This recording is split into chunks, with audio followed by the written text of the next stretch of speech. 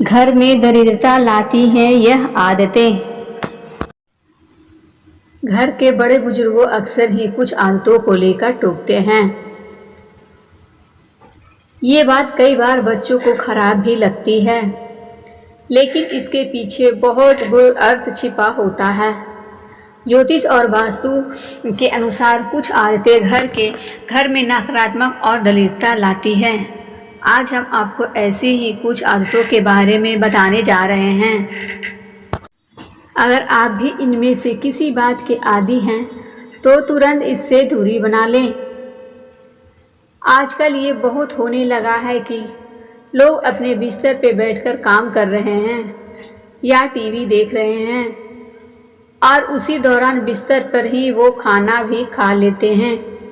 लेकिन ये आदत घर से लक्ष्मी के रूठने की वजह बन सकती है। वास्तुशास्त्र में बिस्तर पर बैठकर खाना खाने से मना किया गया है और ऐसे करने पर वास्तु दोष हो सकता है। इससे घर में नकारात्मक माहौल बनता है और सुख शांति प्रभावित हो सकती है। हम इन दिनों अपने घर की साफ सफाई के लिए हाउस हेल्प पर आश्रित हो गए हैं। कई बार उनके नहीं आने पर घर में कचरा बना रहता है। इस कारण से या किसी और भी कारण से यदि घर में कूड़ा कचरा और साफ सफाई नहीं है तो वहाँ संबंधता नहीं रहती है। माँ लक्ष्मी को सफाई बेहद प्रिय है और गंदगी वाले स्थान उनका वास नहीं होता। सूरज निकलने के बाद भी देर तक सोए रहना या बिस्तर पर पड़े रहना घर में नकारात्मक लाता है। हमारे यहाँ सूर्योदय से पहले उठने की परंपरा रही है और मान्यता है कि ऐसा करने से घर में सुख समृद्धि आती है। किसी को अगर उधार पैसे देने हैं या लौटाना है तो ये काम सूर्यास्त से पहले ही कर लेना चाहिए। अगर सूर्यास्त के बाद आप किसी को पैसे देते हैं तो ये धन की हानि की वजह बन सकता है। बचपन में अक्सर आपको नाखून चबाने की आदत के कारण किसी न किसी ने डांटा होगा। मान्यता है कि ऐसा करने से राशि में सूर्य कमजोर होता है। इस कारण आंखों में समस्या रहती है। अपसे भी मिल सकता है। कभी भी रात में अपनी रसोई को गंदा ना छोड़ें।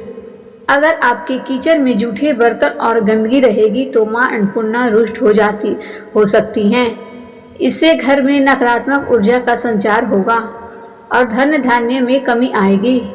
रात में घर में झाड़ू न लगाएं।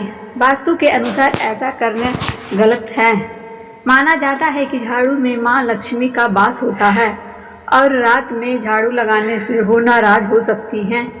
इसलिए झाड़ू को पैर लगाना भी अशुभ माना जाता है। अगर आपके घर में जूते चप्पल बिखरे रहते हैं तो इससे अवश्य तनाव हो सकता है। इस कारण धन में कमी होती है और सफलता प्राप्ति में अड़चनें आती हैं।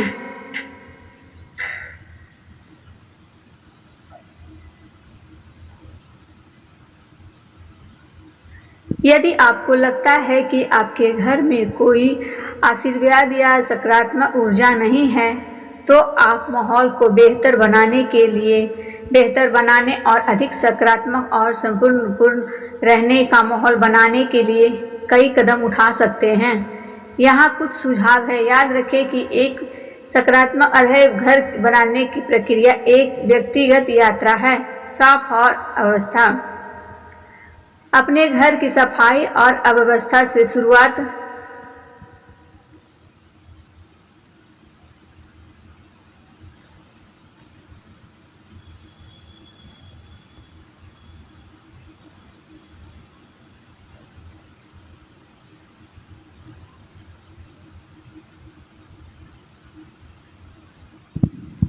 करें। एक स्वच्छ और व्यवस्थित स्थान आपके मानसिक और भौतिक कल्याण पर महत्वपूर्ण प्रभाव डाल सकता है। एक पवित्र स्थान बनाएं। अपने घर में एक विशिष्ट क्षेत्र को पवित्रता या शांतिपूर्वक स्थान के रूप में समर्पित करें। यह एक कोना हो सकता है, जिसमें छोटी बेदी, मोमबत्ती, कैंडल या कोई अन्य वस्तुएं हो सके जो आपके लिए व्यक्तिगत अर्थ रखती हो। इस स्थान पर ध्यान, प्रार्थना या केवल चिंतन के लिए समय व्यतीत करें। उदारता। कुछ लोगों को मानना है कि दूसरों को देने से प्रचुरता का चक्र बन सकता है। चाहे दान के माध्यम से दयालु के कार्य या जरूरतमंद की मदद करना, उदारता का अभ्यास करना आपके जीवन में सकारात्मक है। ऊर्जा को आकर्षित करने का एक तरीका हो सकता है। समृद्धि के प्रतीकों का उपयोग करें। कई संस्कृति में ऐसे प्रतीक हैं जिनके बारे में माना जाता है कि वे समृद्धि को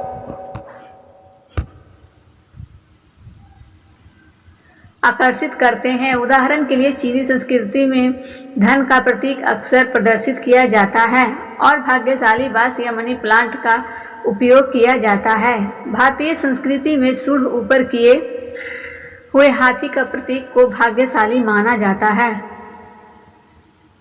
फेंग शुई। अपने घर को इस तरह से व्यवस्थित करने के लिए फेंग शुई के सिद्धांत का अन्वेषण करें जिससे सकारात्मक ऊर्जा प्रवाह को बढ़ावा मिले। इसमें फर्नीचर और कुछ रंग का तत्व जोड़ना और विशिष्ट क्षेत्रों को अव्यवस्थित करना शामिल हो सकता है।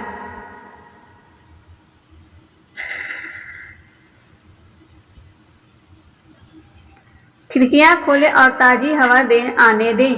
नियमित रूप से खिड़कियां और पर्दे खोलकर ताज़ी हवा और प्रकृति रोशनी अपने घर में आने दें। ताज़ी हवा स्वस्थ स्थिति ऊर्जा को साफ करने में मदद कर सकती है। सकारात्मक लोगों को आमंत्रित करें। अपने आसपास सकारात्मक लोगों को रखें जो आपके घर में अच्छी ऊर्जा लाते हैं। सामाजिक संपर्क आपके रहने की वजह के माहौल पर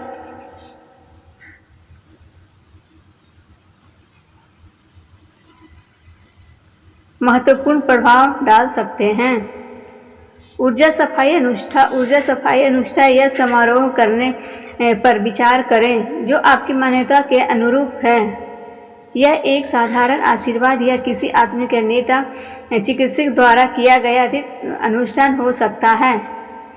पेशेवर मदद लें यदि आपको लगता है कि आपके घर की ऊर्जा को प्रभावित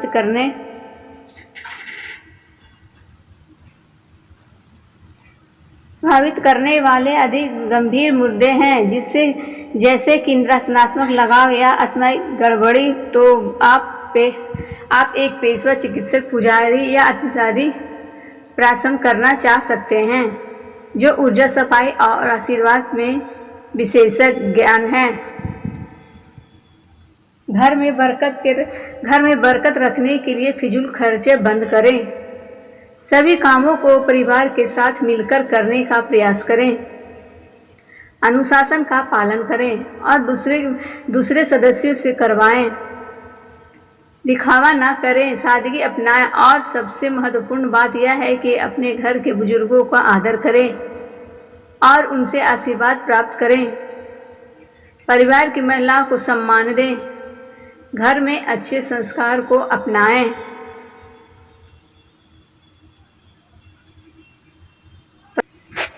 तो फ्रेंड, आज तक बस इतना ही।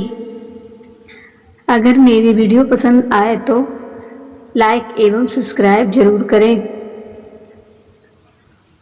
और कमेंट में राधे राधे जरूर लिखें और हमारे राधे कृष्णा चैनल को जरूर से सब्सक्राइब कर लें। धन्यवाद।